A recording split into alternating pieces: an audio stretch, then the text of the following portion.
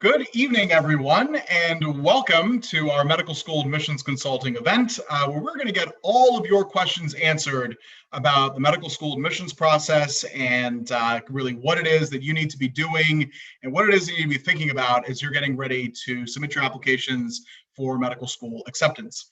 My name is Petros Manassi. I am the director of our pre-health programs here at Kaplan, and I'm going to play host tonight. So I'm going to be here to introduce you to our medical school admissions consultant who works on the Kaplan team, and also to facilitate our Q&A that we're going to do kind of at the second half of today's event. So we're really excited to have you all here with us.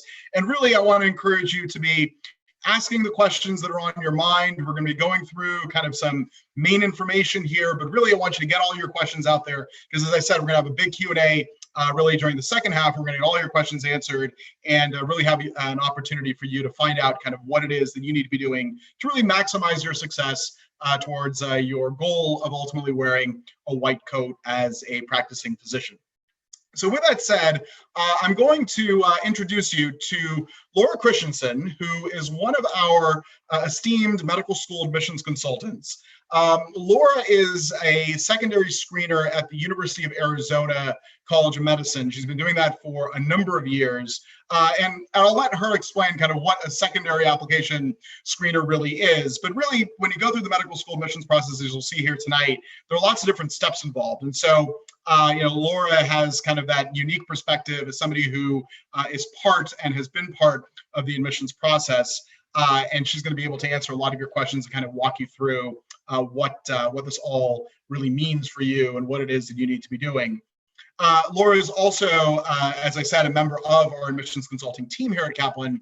She does a lot of our personal statement and secondary essay reviews for students who are enrolled in those programs, as well as one-on-one admissions consulting. So in addition to all of that fun stuff, she somehow finds a way to continue to teach for us here at Kaplan. She's been doing so for about 7 years. And so I'm super honored and thrilled to have Laura here with us tonight. So Laura, I'm going to invite you to come on camera. And we're going to hand the reins over to Laura, who's going to walk you through and really share with you and teach you some pretty awesome information about the admissions consulting process and about admissions and the admissions consulting that we have available. So Laura, I'll hand it over to you. Thank you so much, Petros. And I am so excited to be here with all of you tonight to kind of go through this crazy, complicated process of applying to medical school. There's a lot and it's stressful and there's so many different steps that need to be taken. And I know that it's a lot to navigate. So we're hoping that we can kind of help smooth that out for you, as well as letting you know what else we can do to help you succeed in getting to that white coat ceremony. And I'm so excited because the school that I do screenings for, their white coat ceremony is next week, and I am so excited because one of my former students is going to be getting her white coat. So I'm very excited to get to go and watch that. So it does happen, and it's the light at the end of the tunnel, and get there, and we want to help you get there. So let's take a look first at kind of what our timeline looks like for medical school admissions. You can see, this is a year-round process. This is not something that you kind of stop thinking about for a while or only takes up a small amount of time. Obviously, you've been planning for this for years, going through college, and probably long before then. But the actual process of applying, you've been getting ready for too in the last year or so. Most of you have probably taken your MCATs and gotten back your scores, or you are taking them very soon, hopefully, especially if you're looking at applying in this year's cycle. And that's really your first step, getting that MCAT score that you need. Then filing your primary applications, and we're going to kind of go through all the steps involved in that, but that's a pretty big process because you've got the application to fill out, and there's a lot of information that goes into that. You have letters of recommendation to get, you have school selections to make and start deciding which schools you're applying to, filing those applications, paying all those fees. And then if you get secondary invitations, going through the secondary application process. And I want to help demystify some of that for you as well, because I think there's a lot of misinformation out there, or just a lot of the unknown when it comes to what happens between your primary to your secondary and then on to your interview, and like what are the steps between that? What's going on behind the scenes, all of that. So then getting those secondary applications in, getting the interview call, the invitation to go and interview with the school, and what are those going to look like? And then finally getting that awesome acceptance letter and making that decision that this is where I get to go. So really think about where you're at in the process. And one thing I do want to emphasize too, if you haven't scheduled your MCAT yet and you're thinking that you're waiting for the next cycle, that's totally fine, because this is still a great time to start thinking about what this process is all about, getting yourself ready for the MCAT, so starting to study for that if you haven't, and then maybe taking it in that first of the year cycle to get yourself prepped and ready to do this for next year, because it is a pretty tedious process. So the more information you have going into it, it's going to make it a lot easier for you. All right, so what goes into applying to med school? There's a lot, right? First, you've got your MCAT score, and every school is different in what they're looking for. So keep that in mind. If your MCAT score is not quite meeting some of your higher dream schools, you know, it's not a bad thing to retake it and look at that. Your undergrad GPA does play a role. Now, that doesn't mean it's the end all be all, and sometimes your undergrad GPAs aren't always our most proud moments. But being able to show that this is something that you've been planning for, and if your undergrad GPA isn't quite where it should be, taking some extra classes or maybe taking a year of post-bac classes in order to prove that you do have that science background, or wherever your GPA might be lacking. The undergrad institution that you attended, you know, this makes a difference. There are definitely some distinctions between undergrad institutions. And some med schools, you know, may favor one over the other, especially if it comes to in-state residency. And that's something that we'll talk about in a little bit. Your application essays, you know, your personal statement, that's your first one. And that's the big one. And that's probably the one that people stress out about the most. And we're going to talk a little bit about how to make that a little bit more tailored to what med schools are probably looking for. And then your secondary applications, those look different based on each school, and we'll kind of talk about some of the general things that you want to be on the lookout for and what you should be working towards. Then you've got your work and your activities. What have you been doing to prepare yourself for med school? What type of job shadowing, etc., have you been looking at? What kind of volunteer activities have you done to show that this is what you're heading towards? Letters of recommendation, also super, super important. And those are things to really think about who you're getting them from and whether or not they're actually going to write you a good one. And we'll talk about those as well. And we'll talk a little bit about the interview process, but I do want to let you know next Thursday, we are actually going to be having another event on the interview where we're going to be going more in depth into that. So if that's something that you're really looking to focus on, please look into signing up for that session because I think you'll get a lot more out of it in terms of going more in depth into the interview process. All right. Remember, if as I'm talking, questions are coming up, please make sure that you type those into the chat. We are keeping track of them and we are going to be going through them during the second part of our session tonight. So what are some of the things that you need to look at when you are selecting your school? Well, the first thing to do is research. Now, there are some databases available depending on what type of school you're applying to. If you're going for a traditional allopathic medical school, you've got the medical school admissions requirements or the MSAR database. That's a subscription service and it lasts for about a year. I believe it's around $28 unless it's gone up, but it's a really valuable tool. It's updated fairly often. It's online, so you can search it. And then if you're looking more in the osteopathic medical school path, there is the CIB for that for those schools to research. Those are super important tools for a starting point. Once you narrow it down, you really want to start investigating those schools through their websites and their social media. And I really encourage you to kind of come up with a spreadsheet listing all of the schools that you're looking at, the pros, the cons, you know, what are their requirements, looking at GPA, looking at MCAT scores, what kind of work or activities are they looking for, and then what type of program are they offering. And we're going to talk about that in just a moment, but that's something super important to think about as you're researching schools. Every medical school is different. How they present their curriculum, how they expect their students to learn is different. So you want to really look at that as you're researching your schools. Is this the right fit for me? Is this my learning style? Social media, are they showing you that, your philosophy of where you're headed in medicine, is that what they're doing as well? Okay, so you want to make sure that you're not only are you the right fit for the school, because that's what they're looking for, but is the school the right fit for you? And I know you guys are encouraged to apply to so many schools. Most of you are applying probably 15 to 20 schools, some more. And that's a big investment. That's a big investment of your time. It's a big investment in money. So trying to narrow it down and really focus on the schools that have what you need, that's going to make it more valuable for you rather than just applying everywhere and hoping that something hits.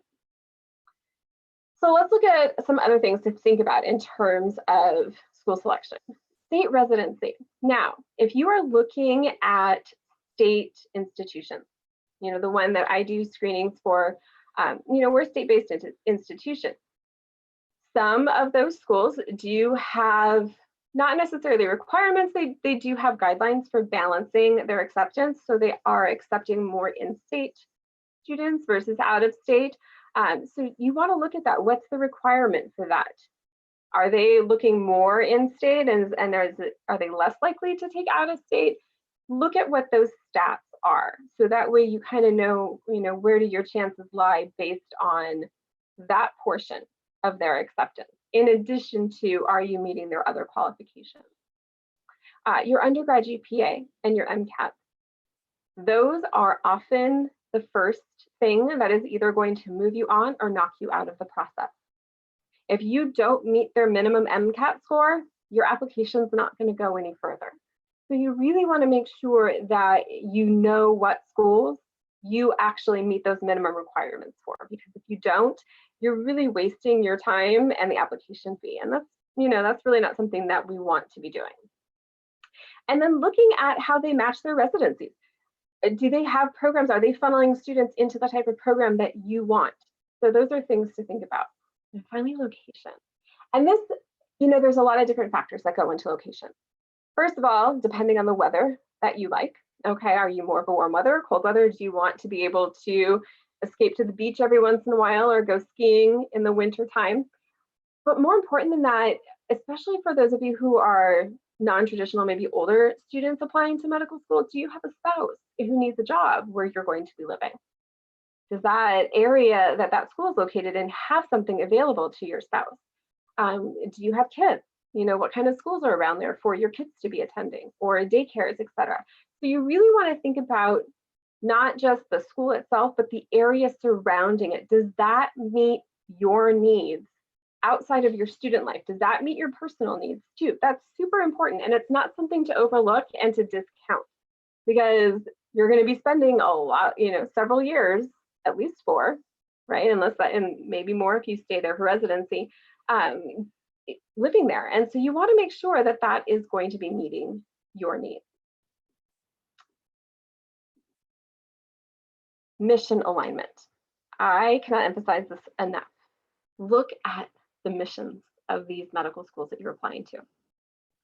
They're very specific, a lot of them, and they are looking for people who want to carry on that mission. I can't emphasize that enough. So you need to look at what those mission statements are, and is that something that is going to work with you? Are they gearing towards the type of medicine that you're looking to practice? Are you looking for a school that has an emphasis on rural medicine? Are you, where maybe you'll be doing some outreach into more rural communities? Is that something that you're interested in? Are you looking more for a focus on research? Are you looking for being able to get a joint degree? So think about those things too as you are looking. And if that's something that you're flexible on, great, but make sure you understand that school's mission statement when you're talking to that school about them. Because if you don't, you will be discounted most likely. That's something that's really important to medical school. Think about the academic structure of the medical school. Problem-based versus traditional lecture. A lot of medical schools are kind of moving away from that. You're expected to be in class all day long and just listening to some professors stand up there and yammer away. Not all of us learn the best way doing that. So there are a lot of schools that have moved to a problem-based, where you'll be doing a lot more small group hands-on. You'll get a case study.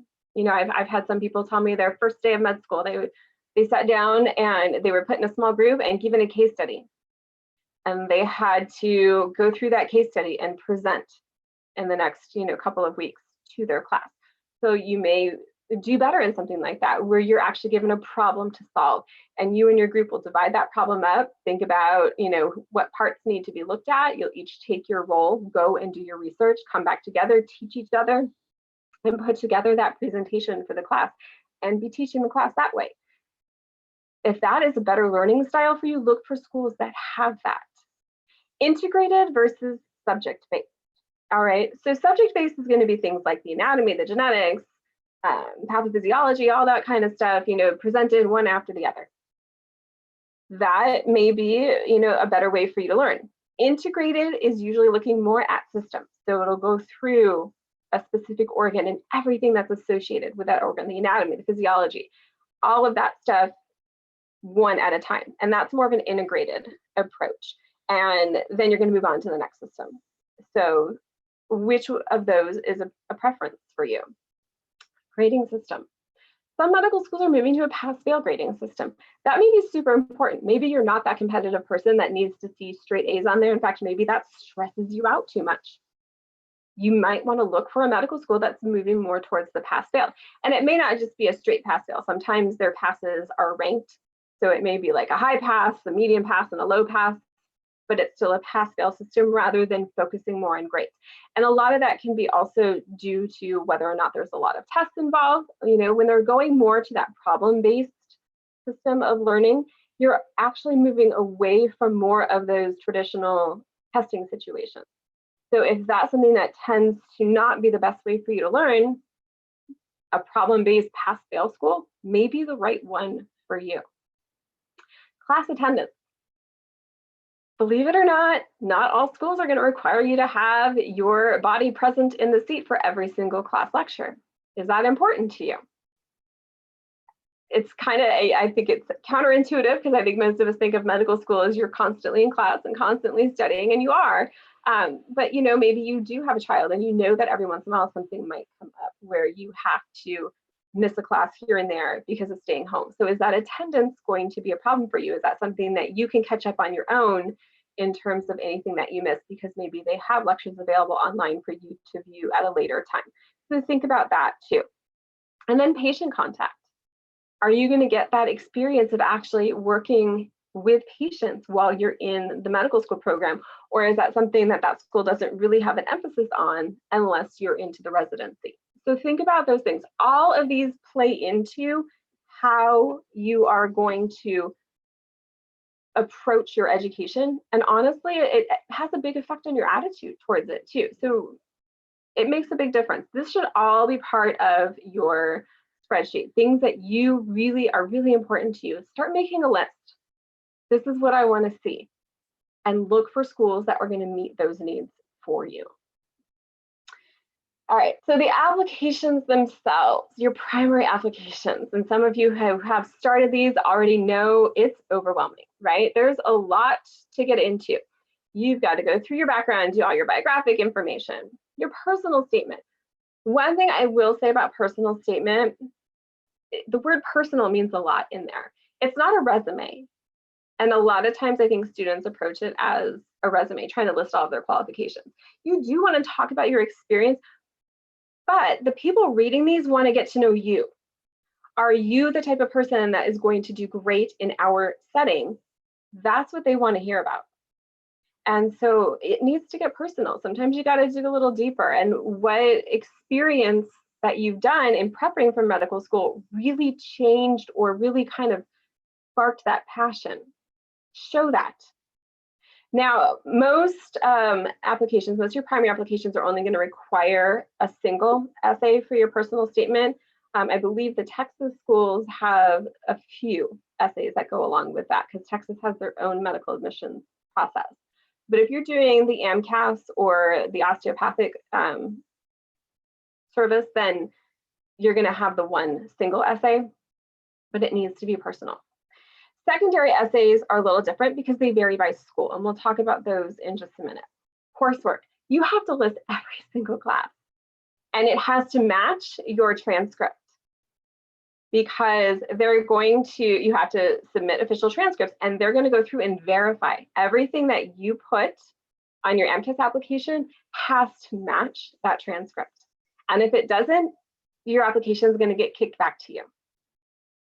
So in order to avoid having that happen, really be diligent about it. Get a copy of your transcript ahead of time and use that for listing everything. Work and activities. There's a lot of space in there to kind of list any experience you have. Don't feel that something is too trivial to list. It's not necessarily something that may come up, and it may not be something that you ever talk about again, but having it on your application is not a bad thing. So really kind of think about, what have I done? But meaningful experiences too, not, oh, I spent 2 weeks observing this one doctor. That's not necessarily what they're looking for. They want meaningful experiences and activities. And so really think about, what have you done in prepping for this? And if you haven't done a lot yet, dig a little deeper first. Before you start freaking out and going, oh, I've got to go start shadowing somebody, dig a little deeper, because sometimes your activities may be a little bit more non-traditional, especially if you're a non-traditional student. So you may have some things that you've done in the past that actually are going to apply. So think about those as you're prepping that list. And then your list of medical schools. So any medical schools that you want your applications to be sent to, you're going to have to list those on there. Your MCAT scores, and notice that's plural.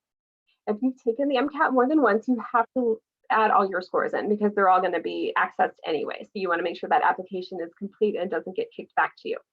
Does that mean schools are going to see your MCAT scores, even your previous ones? Yeah, they will. Does that necessarily mean it's going to go against you? No, it just depends on how the schools screen that. If they are wanting improvement, and you went from, a 490 to a 510, and you're showing the growth that they're looking for, that is going to make a big difference, even if their cutoff is really close to that 510, if you're looking at one of those upper schools. So think about that. Even if you only went from a 490 to a 498, that may be what gets you to that cutoff. So showing that growth, that you have made those improvements and you put in that effort to study and get your score up there, that's important. And then letters of recommendation.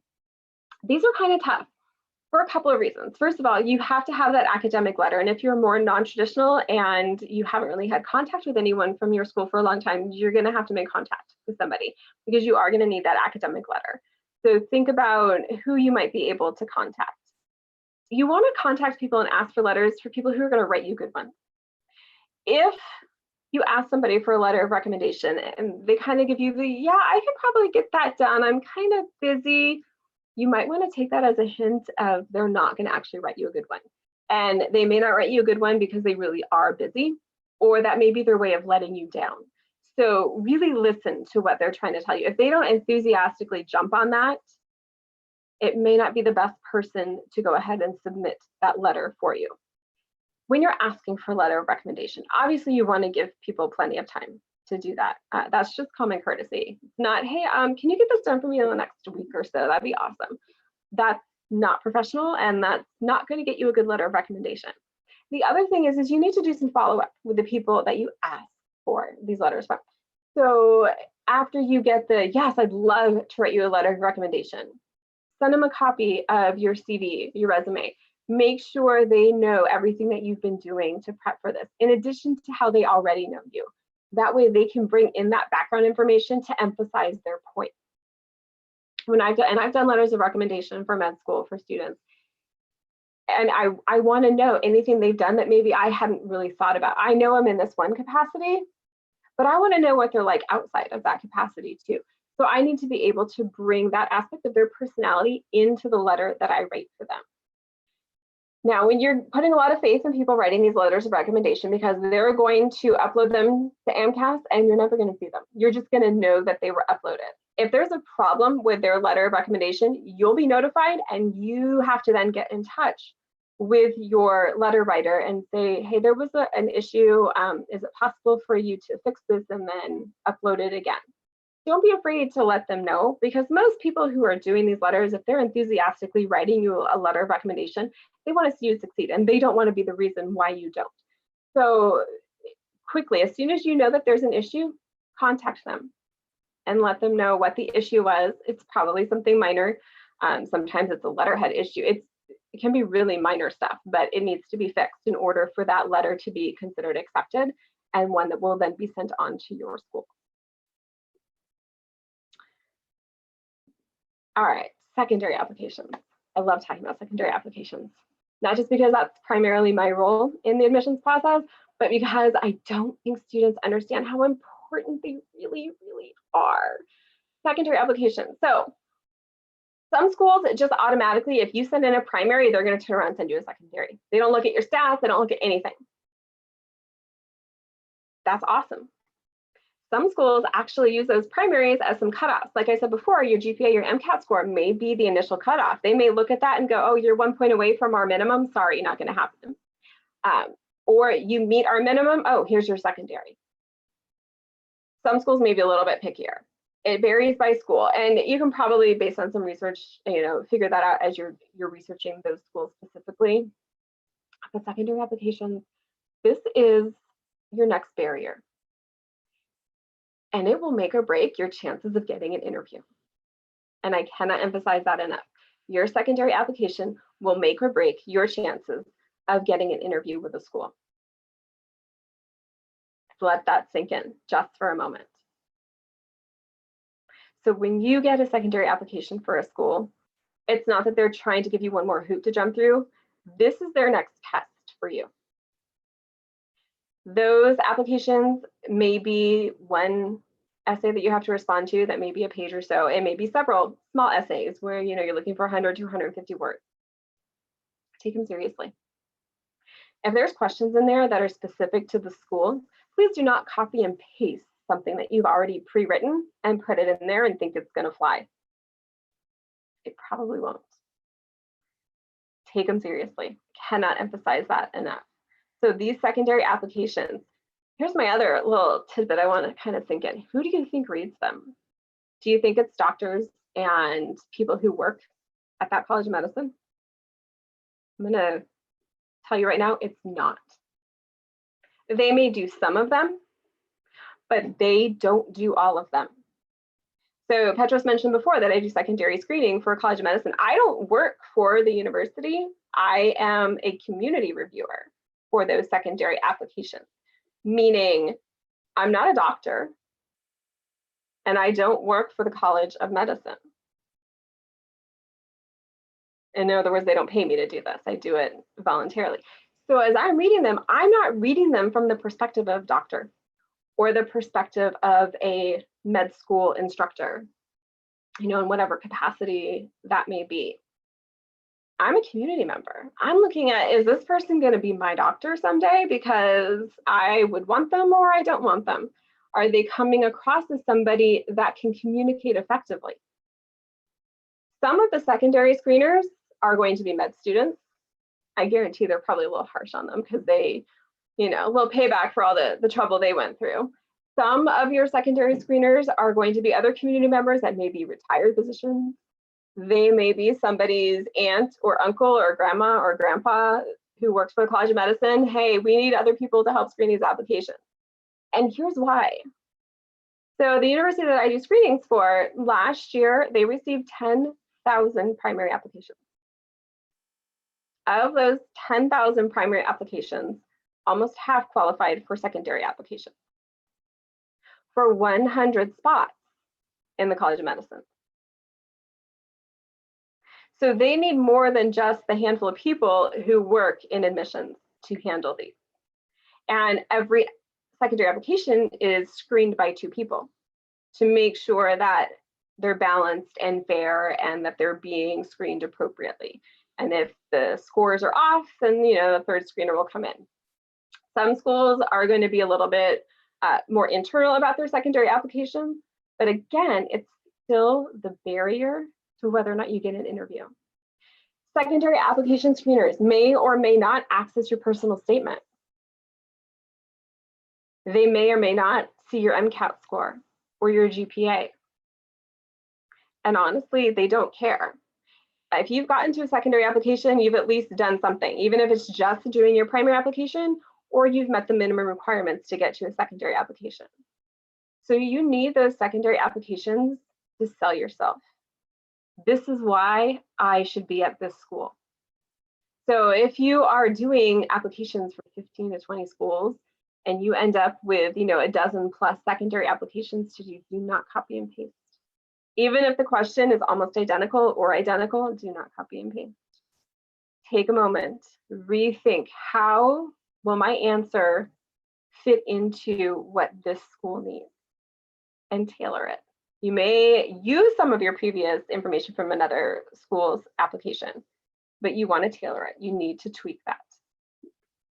Letters of recommendation may or may not be seen by secondary applications.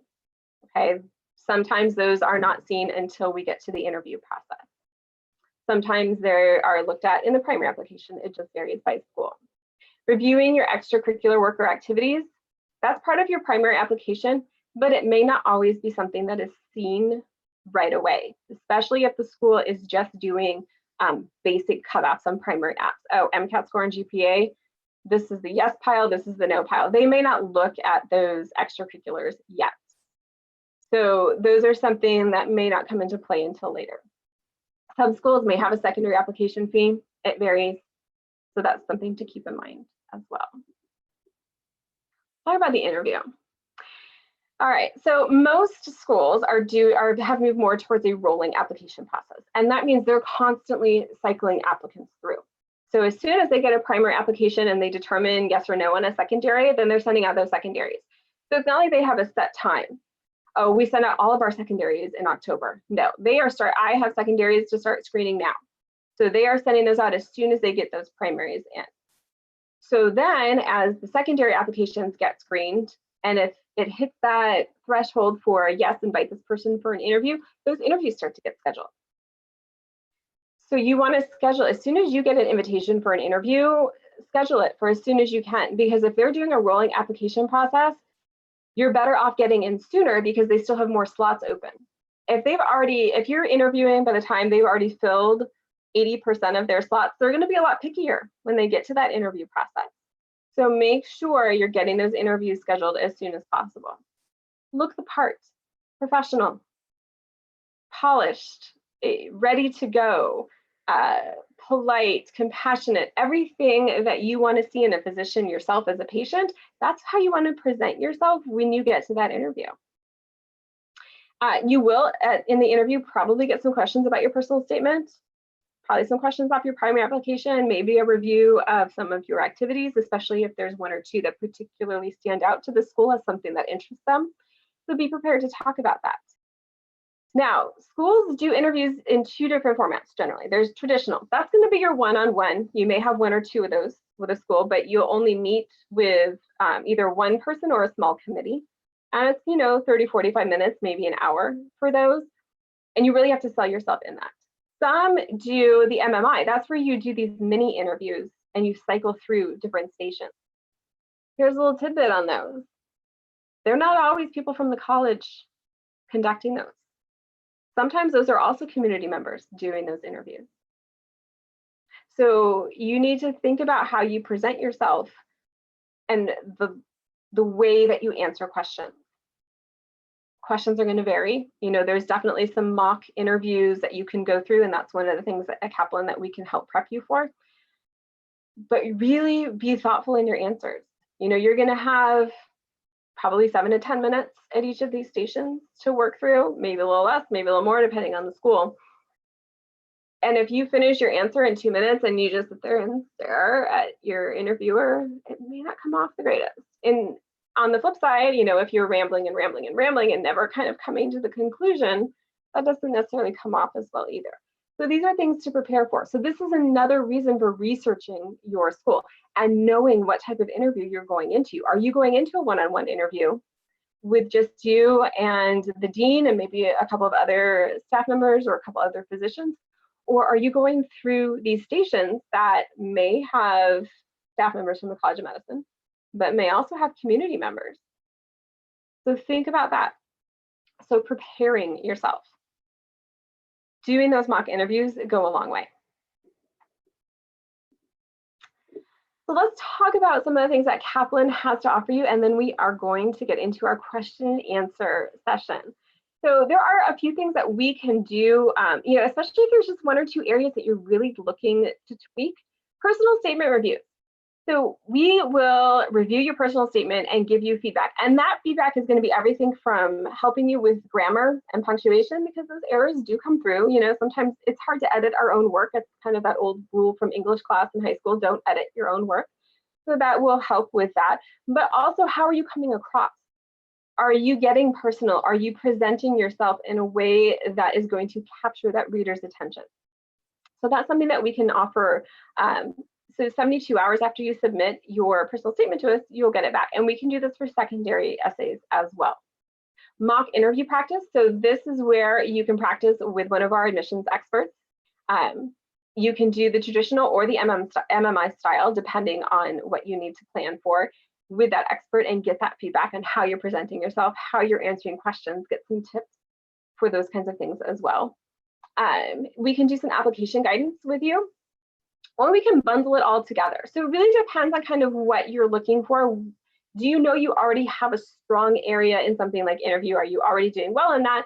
Then maybe you're looking more for your personal statement or secondary essays to be reviewed. So think about those things and how we can help you with that. We also have some one-on-one sessions where you actually get some time online with an admissions consultant, and you can go through your strategies on your personal statement. And they can help you construct it rather than just reviewing it and sending it back to you. We have some higher level consulting where we can actually help you go through the schools and narrow down which ones you should be applying to, helping you craft that personal statement, get ready for your interviews, and any of your other needs for getting that application together.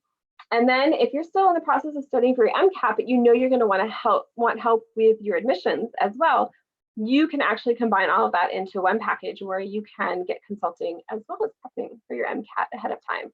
And if you haven't prepped with us for MCAT before, it's amazing. Our instructors are phenomenal, and we will show you how to break down that crazy test that is very intimidating and really scary, and how to really look at those questions and raise that score. If this is something, a lot of people are not good at standardized tests.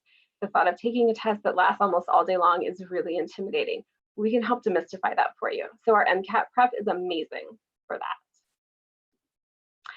The other thing I really want to emphasize too, and feel free to click on this, copy and paste it, jot it down.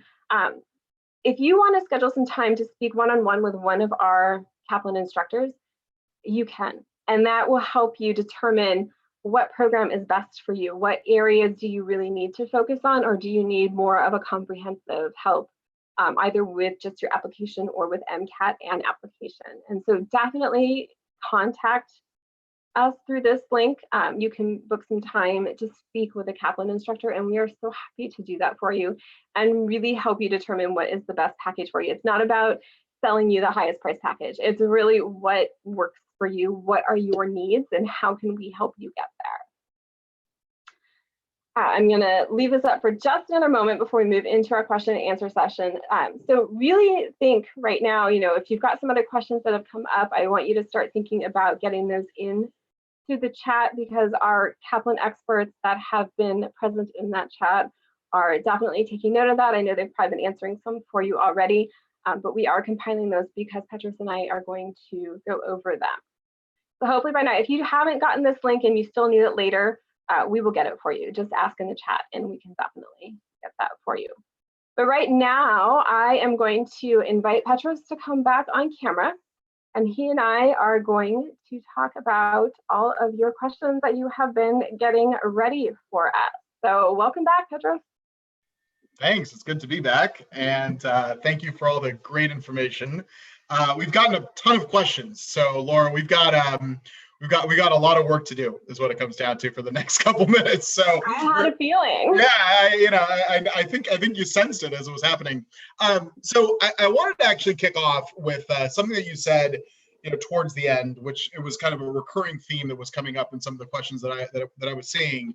Let's talk about MCAT scores, because there's oftentimes, and I'm also an MCAT teacher. I teach on the MCAT channel, and and work with students all the time. There's oftentimes this kind of, there's a lot going on, right? We saw the timeline that you showed us. There's a lot of overlapping bits. You mentioned rolling admissions as far as kind of getting that application application in early. And then on top of that, you've got the MCAT, and it's summer right now. And I know a lot of you that are here right now are either preparing and you're applying, and there are all these things going on. So I wanted to talk about priorities, because as a person who's reviewing secondary applications as part of the admissions process, and the inputs in the admissions process, like, how would you advise a student to prioritize, or as far as their priorities, and not trying to do too many things at once? Because I think that's also a recurring theme that I've seen through the years, and we saw here tonight, where students will try to will try to prep for the MCAT, write the personal statement, think about the secondaries and the MCAS, or whatever, the TMDAS, whatever application. So love to hear your thoughts kind of on that side of things. If you are just starting your MCAT prep, honestly, you may want to think about waiting until next year's cycle, because I think it's really overwhelming at this point, unless you are retaking it because you've already been prepping and you're just retaking it. And so it's a little bit easier to start that application process. But if you are just starting your MCAT prep, this may not be the best cycle for you to apply in. And I'm not saying that because I'm trying to be mean. I'm trying to be honest, because of those rolling application cycles, if you aren't in that first group, those first few groups that get in there, you're really competing for a lot of spots. I mentioned before, the university that I screened for, 100 spots, 10,000 applicants. So if you are not sure that you are at that competitive level yet, because you haven't taken the MCAT previously and you're not quite sure where you're at, it may be worth considering, taking that extra year, spending some time scribing or shadowing, working in a clinic, getting some more of those activities down will also enhance as you're getting ready to write those personal statements. Personal statements are stressful and they involve a lot, and you really want to put a lot of focus on that. If you're prepping for the MCAT and then trying to write that personal statement, and then taking the MCAT and then trying to write all your secondaries, it's a little overwhelming and a little stressful. So, take some time to think about what fits best into your schedule. If you've got a family that you are taking care of in addition to all of this, don't be afraid to pace yourself out and say, another year worth of prep is going to make me all the better of an applicant. Very well said, and hopefully advice that is well taken by folks who are watching. And just as a reminder, if you've got questions as we go through the questions, or things are popping into your minds, type them in, because that's what we're here for. Lori, you did mention at the end the link. That link is actually pinned at the top of everybody's chat. So if you have trouble finding it, it's just go all the way to the top of your chat, and you should be able to click on that and be able to find it. Let's shift gears real quick. We're going to kind of pivot to another fun little topic that I hear this question a lot. I actually heard it a couple weekends ago. We were at a conference. How many schools should I apply to? So the average, if you take the total number of applications submitted divided by the total number of unique people that apply to medical, unique applicants that apply to med school, the average works out to around 16. But Bunmi asked this great question of how many schools should I apply to? But the second part, I think, is almost more relevant to think about. How do I design a list with a good variety of schools? Yeah, and I think that's really what comes more into play, rather than just randomly grabbing 16 schools because that's the average, or grabbing 20 because somebody told you 20 is the magic number. There's no magic number. There really isn't. Because if you're applying just to apply, you're going to get overlooked real fast. You're going to get passed on, because if you're not the fit for that school, they're not going to take you. They want to pick a class that's going to succeed. They're not looking to just grab people as they come and throw them into next year's class. So really do some research. And all the things that I mentioned before too, especially about your learning style and how the school presents their curriculum, I think those are things that probably are at the top of the list when you're researching. Are you that traditional lecture hall person? Then those are the schools you want to focus on. Do you have a specialty area that you're really looking at, especially if you want something to do with research? You're looking more at going into oncology. So you want to focus on a school that has a large program in that. If you are looking more for rural medicine, because maybe you grew up in an area where access to medical care was limited. And we see a lot of students who come through with that. Like, I didn't grow up with access to a physician because of where I lived, and I want to be able to change that. I want to be able to go out and help those rural communities. find schools that have a focus on that. I guarantee there are every medical school has such specific levels of focus that you will find something that fits you. So really kind of think about what's your ultimate goal when you graduate medical school, what are you trying to go for, and find the schools that are going to help you get there, rather than just, oh, I meet their minimum requirements for GPA and MCAT, so I'm just going to go ahead and apply to them. Because that may be the only fit that you have with them. And if you end up going to a school that does traditional lecture and that is not your thing, it's not worth your time going there. Makes perfect sense. You gotta enjoy the place that you're around, not just the weather and the place, but the people and the style of learning and all the things, right? So it really does play. It's going to be a big part of your life, not just for the 4 years that you're there, but for everything that happens afterward. So wonderful.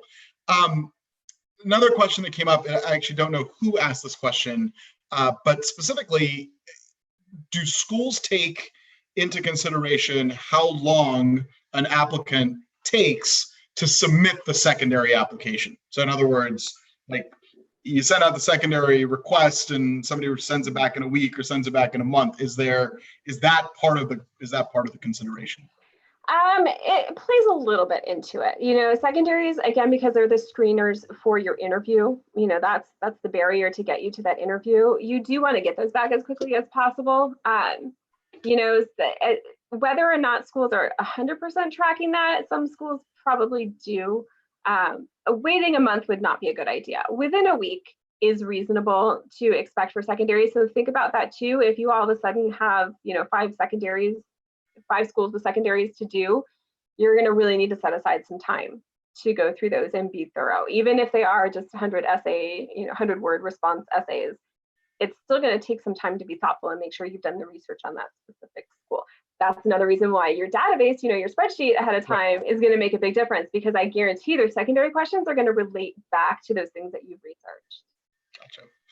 From your experience, as a follow-up question that popped in my head, how long on average does a typical secondary application take to fill out? It's not as much as the primary application, but kind of in general, would you think it's going to be? A couple hours would probably be pretty average. If you've got 3 or 4 questions to answer and you're trying to be thoughtful and do some research as you're answering them, a couple hours is probably reasonable. Makes sense. Cool. So let's shift gears again to letters of recommendation. Cheryl had a great question. So Cheryl's question was, if I am part of a completely student-run organization, that's a really big part of my application. There are no adults who can write me a letter of recommendation. How do I, the question is, how do I submit a letter of recommendation? Can I get it from an alumni student supervisor? Who do we turn to? Because I'm guessing Cheryl's not the only person who's in this position, right? There are lots more completely student-run organizations coming up on campus. There are a lot of student-run organizations, but kind of look at in the hierarchy. Even if you're within student government, which is student-run, there should still be a dean associated with that, and that would definitely be somebody that you could go to. An alumni who is directly involved with that organization, or maybe was part of that organization a few years before you and can see your contributions to it and speak of those highly, that might be somebody to go to as well. Gotcha. What about students who've maybe been out of school for some time, or were, in very large kind of introductory classes up until the point that they're applying to medical school, and it was maybe hard to get to know the professors, or they don't know their professors anymore, the professor isn't there anymore? Like, how do you manage that situation for letters of recommendation? I would contact the professor. If there's a professor that really stood out to you as somebody that kind of drove your passion, contact them. Get in touch with them and say, hey, I'm in the process of applying to medical school and I need some letters of recommendation. And let me tell you, a little bit about what you did for me as a student. And I'd love to get together with you for coffee, or if you're across the country from them, over Skype or something like that, and kind of talk to you about how you really impacted me, because I would love to have you write a letter of recommendation for me. And, the professor, flattery works, right? Wow, I really had an impact on a student. That may be something that kind of drives them to, yeah, let me sit down and talk with you and see what I can glean from this. And at the end of that conversation, they may be going, yeah, I'd love to write you that letter of recommendation. I'm so impressed. I'm so honored that I drove that passion for you, that I would love to help you take this next step. So definitely get in touch with them and say, hey, you may or may not remember me. I was a face in a crowd, 10 years ago, 5 years ago, whatever, but you had a huge impact on me. And I'd love to talk to you about that and talk to you about maybe writing me a letter of recommendation for me.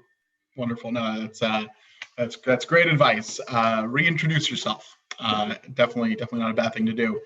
Continuing on the train of thought in terms of letters of recommendation, we got a lot of questions about letters of recommendation. Surprisingly, Riley asks, how many letters of recommendation is considered good? And how many different people with different backgrounds, doctors, teachers, etc., should one get letters from? Usually around 5 to 6, I think, is pretty average. You can do more because you can select what schools get what letters, and schools may request letters from specific types of people. And you do want a variety of people from your life. You definitely need those professors from college, an employer, just no family members. Don't have grandma write you one. As wonderful as grandma is, and as much as she loves you and wants to see you go to med school, she is not the person to write your letter of recommendation. That will not get you far. High school teachers, don't be afraid to go back to your high school teachers too and say, you helped me get that spark for science. You had that chemistry teacher, that physics teacher that turned you on to science, and that's what got you into science in college. That they would be a great person, and chances are they're going to remember you more than if you feel the faceless college professor. So you may get an amazing letter of recommendation from a high school teacher or a counselor, or a coach even. If you've played sports and that kind of stuff, that talks about your character. So having a coach write you a letter of recommendation. So really kind of think about the person you're trying to present. What aspects of your personality do you really want to shine? And who can attest to that? And those are the people that you should be going to for those letters. Wonderful. Let's shift gears now to kind of, it's in the theme of letters of recommendation, but extracurricular activities, because sometimes your extracurricular activities show up in your letters of recommendation. Donovan asked a great question, which I saw this come up a couple times. How important are the extracurriculars in the application process and the value the medical schools are placing on those extracurricular activities? They place quite a bit on them, just because they're looking for well-rounded. We always hear that term, right? We've been hearing that term for decades. You need to be a well-rounded applicant. And your activities don't necessarily have to be all med school related. Sports teams, that kind of stuff, totally fine. Student government, anything that you've done that really has allowed you to grow as a person, those are the things that you want to list. Definitely any medical experience or science experience you've got, if you worked in a lab in college, you definitely want that on there. If you PA'd for a professor, and help them with some of their research, that kind of stuff should go on there. If you shadowed, and again, think about time frame though. If you shadowed a doctor for a day just because your friend got you in, not really. But if you spend some time shadowing within a medical setting and you learned a lot from that and you had some great experiences, definitely put that down. Mission trips, I see that a lot. People leaving the country to go on mission trips, whether they're medical mission trips or whatever. That plays a lot into it too, because the variety of people that you meet, that shows your diversity. And diversity is another big keyword to think about too. What really shows that you've kind of gotten out of the bubble of your life. And this is something that also can play into your personal statement too, in terms of diversity in those activities. What shows that you understand the world beyond what you grew up in? Because I know I hear from a lot of people all the time, well, I grew up in a normal family and my life wasn't that spectacular. Then go out there and create those experiences, find something to increase that perspective of the world. And so anything that's kind of brought that in, definitely put those down. Perfect. Yeah, creating opportunities is, I think, a skill, not just for the med school application process, just a good skill in life, right? To say, hey, I want to become better at something or grow a certain aspect of myself. What can I do? And seeking out those opportunities, because they're out there, right? That's, I think, one thing that we definitely know for sure. Continuing on the thought of opportunities and extracurriculars, Celine asked this question, but I think this is also true for many folks.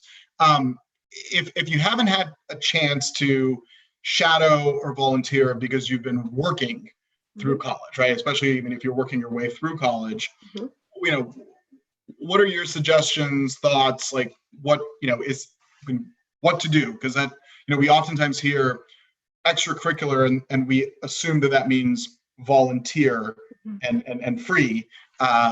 What are your thoughts in regards to that? Well, work experience is important. So if you've got that, add that in. Waiting tables, let me tell you, you've encountered a diverse group of people, because you never know what you're going to get till you walk up to that table, right? You definitely have some stories to tell. Caring for a family member. I see a lot of something that really impacted somebody was caring for a family member. They went and spent the summer with grandpa because he wasn't doing well, and they wanted to take some time to be with him. And all of a sudden, those medical issues kind of came into play and really gave them a different perspective. So don't discount that kind of stuff. Just because you may not think of it as on the path to med school, anything that's impacted you and shaped who you are is worth talking about. So, if you worked your way through school, that shows that you've got some serious determination and drive, and here's why it impacted you and how it made you a better person. So use it. Yeah, I think the recurring theme that I always hear from colleagues that I have that are also in the med school admissions world is the schools want to get to know you as a person and what has made you you. And working makes you just as much as volunteering for no compensation makes you. Right? Any experience is a valuable one that one can learn from, and I think that's an important message. So on that, because I think it's really good for folks to hear that it's really just about those experiences. Continuing on experiences, one of the big boxes that's oftentimes on the checklist of the application process is research. And so, how important is the participation in research? The question specifically from Kennedy of how important is participating in research outside of class, but just in general, if you can talk a little bit about the research experience and maybe the diversity of research experiences that your experience, because I think that's oftentimes when we think about research, we think about it as like science bench work, but there are other types. So I'd love to hear kind of your thoughts and what you've seen and how how that's resonated with you in the process. And that's a tricky one too, because I think you're right. Most people hear research and they're like, but I didn't work in a lab in college, or I haven't published a paper. That's okay. Sometimes your research is real life, and that can show that you have taken some time to be thoughtful about your experiences and studying them. Your aunt had cancer, and so you started to research that type of cancer and learning about the treatments and spending time with her and going to you're still learning. You may not be on the cutting edge of technology on, determining the next gene for this particular type of cancer, but you understand it and you've researched it and you know what a primary source is, you know what a good scientific study looks like, and you can identify that. Being able to identify a proper scientific study and understand it is huge, because that's not a skill that many people have. And I know some of you are going, but that seems so basic. It's not a skill a lot of people have. When you look at the information out there, it's hard to determine good scientific information. So understanding that, even keeping on top of current events in the science world and understanding what's going on, that may be the spark of, this is the direction I want my medical career to go in, because I've learned about this and I'm fascinated by it. And here's the research I've done on it, and this is what I've learned, and this is, kind of where I think it may be headed.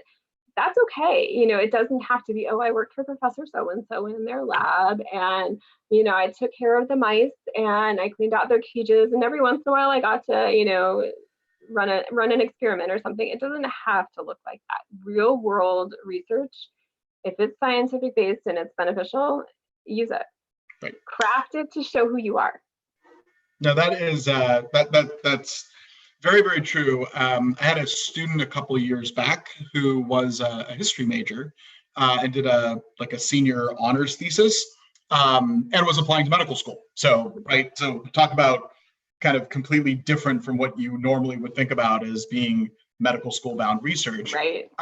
You know, the research process, and his question was to me was, do I need to go find a job in a lab? And my answer was, no, your research is still research. It's the analytical process that's important, right? Pipetting something, to your point, working with mice is not necessarily research. That's doing scientific work. It's the understanding the analytical process.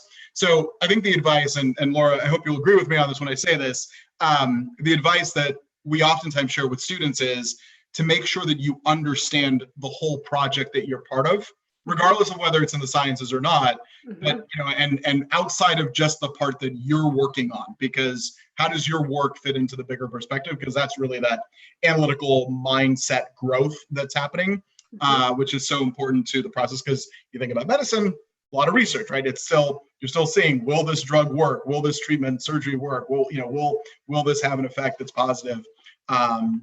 And I think you hit on something key there too, Petros, when you said, how does what I'm doing fit into the big picture?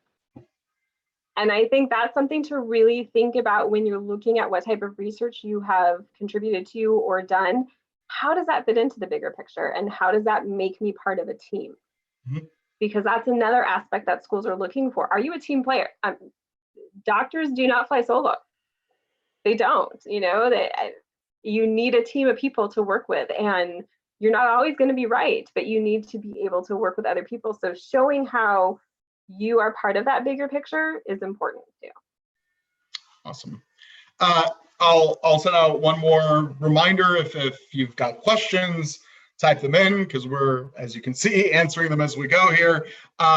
Let's shift gears though, because we've got a couple questions that came up about the personal statement. So I wanted to take some time to talk specifically about the personal statement. Swathi asked, it's kind of a multi-part question, but I think it does capture what a lot of you were asking. So I'm going to use, Swathi, I'm going to use your question as the kind of the guider for this one. What are admissions committees looking for in the personal statement? Laura, you mentioned it should be personal. It should be about you, right? It's not, students shouldn't be writing about something that they saw happen. They should be talking about something that they were part of. But what are the types of qualities? Where should the focus be in that personal statement, especially if you've got, if an applicant's got multiple different activities they've been part of through the years, like where would you say the kind of biggest impact can be in that personal statement? There's a few things there. First of all, I said before, it's not a resume. So if all you're doing is listing your skills, that's not exciting. That's not going to capture my attention. If you're telling me about an experience you had and you're keeping it really general, like, oh, well, going on this mission trip, I really learned a lot about interacting with different people. Okay, I want to know who you interact with. Tell me that person that made you go, whoa, this is intense, or this is really kind of changing my perspective, and it caused me to have a little shift in my thinking and how I approach this particular community or this particular project or something like that. Be personal. What affected you within that experience? Tell that story. Some I've seen are, super personal. Maybe they went through a medical crisis themselves and how they overcame that. I've seen personal statements that are really powerful where they talk about a family member, especially as a child, something happened and it really kind of changed their perspective on what medicine is all about. Or going on that mission trip or shadowing that doctor and finally understanding, because of this one difficult patient or that crazy family, that it really changed when they saw how that doctor was able, or that medical professional, because it's not always doctor, you got nurses, you got lots of people that you can learn from in the medical profession, how their approach made you go, oh wow, that's amazing, and that really had an impact. So dig into those feelings. and that's something I think that can be difficult, because we're trying to, you feel like you're trying to be professional on them, and you are, but again, your personality needs to come through. Who are you? Why are you more important? Because everybody has the skills, right? Everybody can do this or that. But why does that make you better? What experiences have shaped you into the future doctor that you want to be? Wonderful. Yeah, I think the key word and what makes a good personal statement is actually in the title, personal, right? That's sometimes forgotten. It's right there in front of all of us, and we can see it. So personal statement fits into the application. Extracurriculars fit in, work experience, the letters of recommendation, of course. We get this question a lot. We got this question here tonight. Let's talk about GPA, and let's talk about MCAT scores relative to GPA. So the question specifically that was asked was, if your undergraduate GPA is not the best, but your MCAT scores, work activities are great, what are your chances, or kind of how do you, and I think I'll reframe the question, Laura, for you. How does a student best position themselves in the application process? Not necessarily to highlight that fact, but to really, you mentioned earlier when, I forget which part you were talking about it, but it was, the package yourself, right? Sell yourself, make them want you to be in their class. How does this, how does this all work? What are your thoughts on that? And I think that's something that, schools have a GPA requirement, but that's the one thing that I find to be more flexible. And part of that is college is a culture shock. You go from the protective bubble of high school to college, and all of a sudden, you're not top of the game anymore. If you were top 10 in high school, that's awesome. Everybody was top 10 in high school, right? By the time you get to college, especially if you're at a more competitive school, and maybe, you didn't have to study a lot in high school, and college was a big shock in that respect. And I can attest to that personally. So I was like, wait, I have to read the textbook too? Seriously? I just always absorbed everything in class and didn't have to do any homework. Oh. I think a lot of us can speak to that too. So yeah, and one thing to really emphasize too in that GPA is your GPA low because of your first 2 years of college, because you were in those large classes, you were overwhelmed, you were trying to keep your head above water and didn't realize what you were getting into, or you were taking those gen eds that are just not in your area. Right. And then you get into your upper division classes for your major, and all of a sudden your passion blossoms. And so really emphasize, I struggled my first 2 years, and you can talk about that too. And this is part of my growth as a human being. I realized that my areas of opportunity in life were to kind of overcome this overwhelming feeling of being a small fish in a big sea and finding a way to make myself stand out. And I showed that through my growth in school. As you can see, once I really found my passion, I excelled. And if you don't feel that that's enough, don't be afraid to take a couple of post-bac classes and say, these are classes that are geared towards what I want to do in the future, some specific science classes or something like that, or, spending some time volunteering in a lab or anything like that, that's going to show that, you learned from those mistakes in the past and you're figuring out how to increase that. And emphasize that that's one reason why your MCAT score is so great, because you realize that you lacked in preparation initially in college, and now you figured out how to integrate that into your life, because that's going to show that you're going to be a good med student. Yeah, that's I think I'll plus one you on all that, because that's a big one. The low GPA question came up a lot in the chat, as you could imagine. I'll say this much, and this is just something observational for everyone here.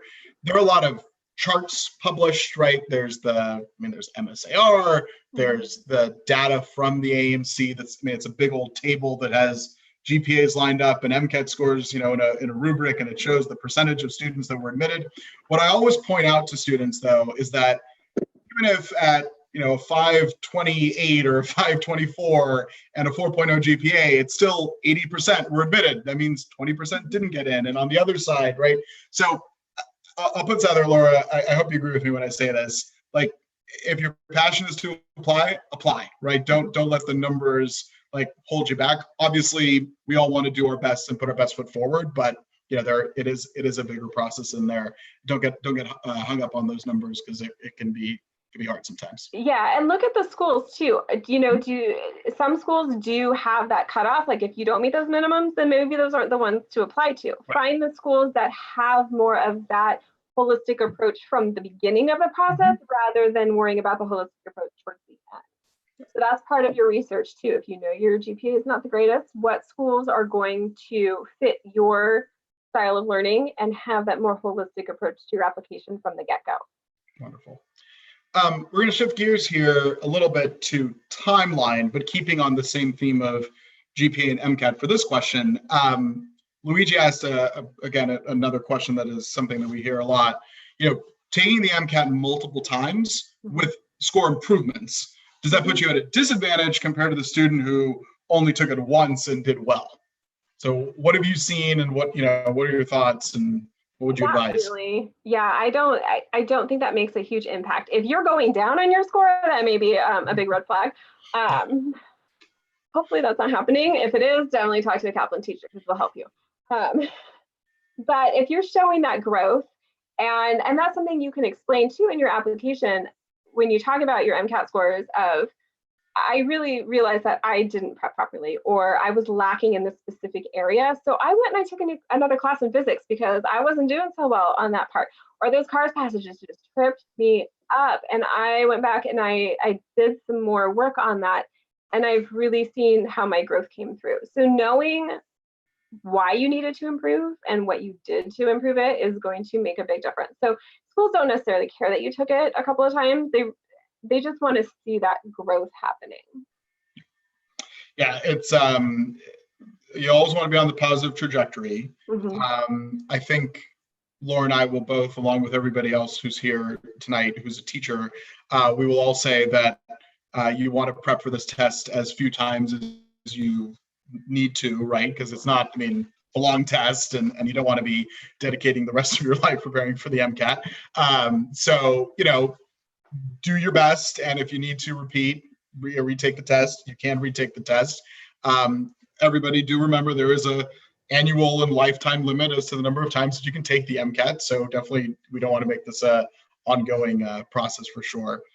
Take it when you're ready, though, is really that's the advice that I'll give you as a teacher. Speaking of MCAT scores and MCAT kind of timeline, not even MCAT timeline, just admissions timeline in general, there were a couple questions. So Laura, if you don't mind, we're going to kind of do these together as we go. Eric had a very good question, which I want everybody to hear the answer to, and that is, can a school consider my application for interview if I've submitted the primary and the secondary, but not the letters of recommendation yet, or they haven't gotten in yet? Is that even a possibility, or what's the that would vary by school, I would say. Some schools won't get you in for the interviews until they have that complete application. And so really getting those letters of recommendation done as soon as possible is super important because of that. Again, because you want to give those people time to write it. Right. Do not come to me and say, hey, I need a letter of recommendation for med school next week. That's cool, right? No, it's not cool. Not if you want a good one anyway. So definitely get those letters of recommendation, at least the ball rolling on them. At that point, once you release it to the person and they're writing it, you don't have a ton of control over it other than maybe, following up with them in a couple weeks. Hey, thank you so much for agreeing to write this letter for me. I'm almost done with my primary application and I just wanted to know, to kind of check in and ask if there was anything else you needed to know about me. Don't put it as, when can you listen for me? Is there anything else I can do, to tell you about me in order to help you write the letter? And that may kind of, oh yeah, I need to finish that up kind of thing, rather than there's another deadline or there's another person pushing me. So you got to suck up to them. I hate to say it that way, but that's kind of what it is. So yeah. Yeah, one bit of advice somebody gave me a long time ago was that the person that you're asking for a letter of recommendation is probably being asked by a lot of other people as well, right? Because the popular professors the popular professors, right? Or the professors that are, even actively will say, I will write a letter of recommendation for you. And it's a 500-person class. A lot of people are going to ask that person. So get in early and give them fodder to work off of. One additional thing in terms of kind of completeness of application, just kind of a general note, and Laura, I'd love to hear more about this, is, what a complete application is usually what is needed by medical school to consider or to start the consideration process, right, to move forward to secondaries and eventually to interviews. So usually that entails GPA, MCAT score, and personal statement. And I mean, the AMCAS, if you're applying through one of the AMCAS schools, or if you're applying through one of the Texas schools, the Texas process. Anything else that needs to be complete, or to be considered complete, to be considered to be reviewed, that we should know about? Transcripts. So they aren't going to consider your application complete until MCAT has verified everything on your transcript. So that course list is super important, not just telling them your GPA, every single class you took. So that's why getting a copy of your own transcript would be the best way to go, because MCAS is going to go through and they're going to say, oh, they put down they took these classes, and and they're going to go through and double check on your official transcript. And if there's any discrepancies, it's getting sent back to you. Gotcha. So that would probably be the other thing I would really have a heavy emphasis on. And then the working activities list too is important. Cool. Continuing on the notion of timelines, we got this question from Melissa and we got this question from Bailey. So Bailey's question was, should we take our MCAT in our junior year if we're going to apply during our senior year, and just timelines in general? Generally speaking, we recommend to students, if you're applying in, the summer of, let's rewind the clock. If you're applying right now, in theory, you would have prepared for the MCAT in the spring, then you put your application in during the summer, and medical school starts the year later and you go through the application process. Or maybe you're prepping right now and applying. You did, Laura, you did mention that if you're just starting your prep now, it might be a little bit late in the process, but it's still doable. So I think generally speaking, kind of the number to be thinking about for folks is 18 months, right? That's kind of the, 18 months from, backwards from when you plan on starting medical school is when really you have to have your MCAT done or gotten started, at least as far as the process goes. But one thing that this question leads me to another question, which I think is good for folks to know about, is gap years. Because one could theoretically take their MCAT now and not apply for a couple of years, right? So what advice or what things have you seen successful folks doing in those gap year times? Because it's becoming more and more of a trend, right? That we're seeing more and more applicants that are applying with gap years. So I'd love to hear your thoughts and what you've seen and what advice you have. I'm going to go 2 different avenues on that one. First of all, is your gap year due to you applied and didn't get in 1 year, and so you're taking that year to get ready to reapply? If that's the case, look at the weak areas of your application and figure out what you need to do to improve upon those.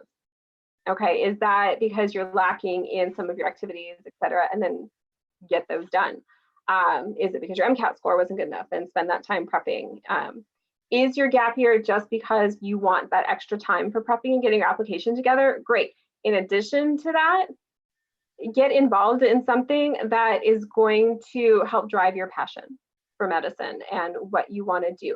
Whether you get a job as a scribe, that's huge. A lot of people get jobs as doctor scribes because you happen to live in an area where that's in big demand. Where I am, that's huge. That's going to get you shadowing.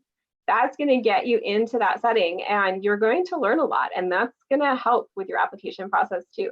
So if you need the income, do something like that. If you have the ability to volunteer, find something that's going to drive your passion in that, and go out and do that.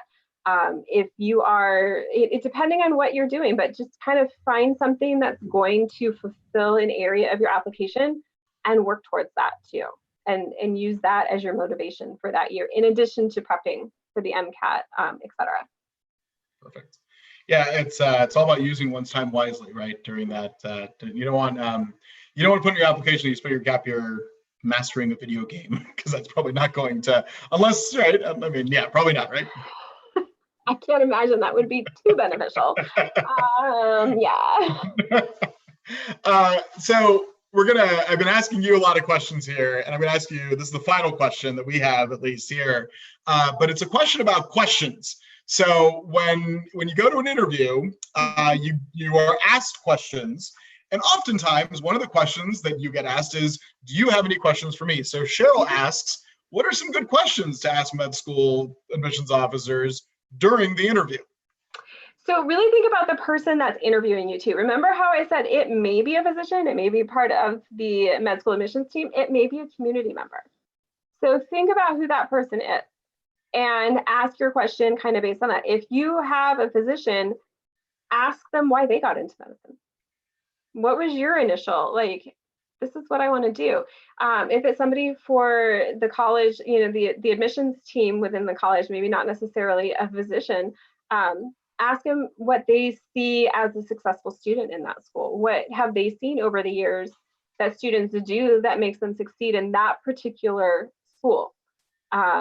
If you are being interviewed by a medical student, what's the best thing about this, about this particular school? If it's a community member, what's a great thing about this environment overall? Why is this a great community to be a part of? Because you're going to get a different insight from everybody, but make it selfish towards the person you're asking, because people like talk about themselves, they really do. So you want to make it personal about them, but and then ask them for their expertise. You're the expert. I want to know what drove you to become a doctor. How do you see med students succeeding in this program? What traits do you see in your classes where students are succeeding? Those kinds of things.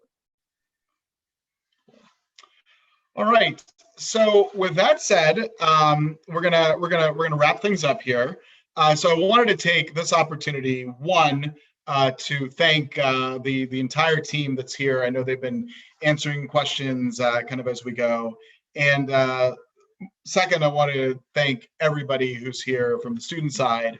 And third, Laura, I wanted to thank you for taking the time to really give us such great insight into this process, and really your words of wisdom and perspective, and kind of the big takeaway I would say here is, really think about what you're putting onto your application and how that's presenting yourself in the best possible light to admissions officers, because it's so awesome when I get to talk to somebody like yourself, Laura, who's part of the admissions process.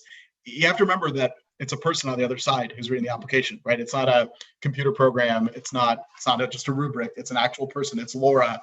It's the other Lauras in the world. So I think the big takeaway here is really to remember that, and really to use all the advice that you've given. So big thank you to you for sharing it. As we mentioned earlier, if you have kind of questions after tonight, or want to get some better perspective on things as far as like what's right for you as far as next steps, you can schedule time at the top of that, top of the chat. There's a link there. You can go ahead and even bookmark that now and use it later. So don't feel like, oh, if I don't schedule the time right now. But what that will do is you can bookmark that. You can schedule some time, and somebody will give you a call and kind of walk you through to figure out what your questions are and what things you should be considering as far as the process goes. If you want to find out more about kind of the admissions consulting that we have here at Kaplan, there's a link at the top of the chat as well for that. If you're not yet ready to apply and you're really more in that, okay, I got to prep for the MCAT side, we're here for you too, is what it comes down to. So that's, that is oftentimes when people think about Kaplan and med school, they think about MCAT. So we've got you covered, is what it comes down to. And it's the reason why we all stick around, is because we know that we're able to help students like yourselves. And that's what we want to be doing. So, feel free. I shouldn't even say feel free. I'm going to encourage everybody here, reach out to us, like use us as a resource, because that's what we're here for. And that's what we really want to provide you with the opportunity to get that insight. This is a new process for everyone. And we don't want you to have to go it alone as you're going through this. through this kind of really important phase in your life and phase in your educational journey. So with that said, big thank you to everyone who's here. If you've got any final questions, as I said, feel free to reach out to us or things that come up in your mind after this event. But with that said, big thank you to everybody. Laura, once again, thank you to you on behalf of everyone. Everybody, have a great rest of your evening and have a good night.